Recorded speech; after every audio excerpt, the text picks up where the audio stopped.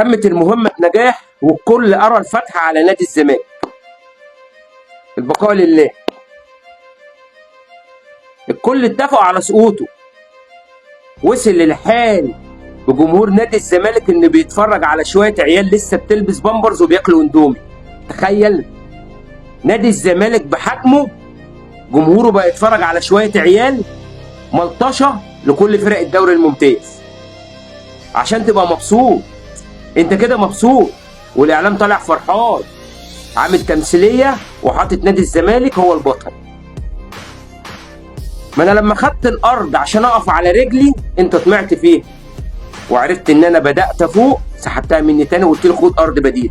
ولما رفضت قلت له هزق عليك الاوقات وهسلط عليك شركه الميه والكهرباء وهوقف لك قيد في جميع الالعاب واحل مجلس الاداره واحجز على رصيده النادي في البنوك. ده كله عشان رفضت اخد ارض بديله وبطالب بحقي.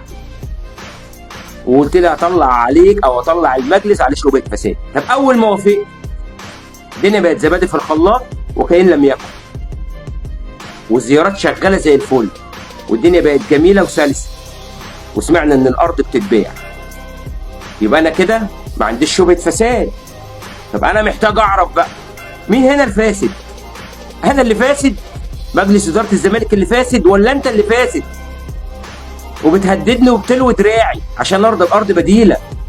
ما انت ما تدينيش ارض بديله وانا عليا مخالفات. انا راجل عليا مخالفات وراجل فاسد، تديني ارض بديله ليه؟ كون انك تديني ارض بديله او توافق انك تديني ارض بديله وتقدم لي اغراءات يبقى انت اللي فاسد مش انا اللي فاسد. ما انا لو عندي مجلس اداره ذكر كان قدم فيك بلاغات وكان طلعك مسرح وشالك من منصبك. انما كلها ماشيه بالحب والضحيه جمهور نادي الزمالك.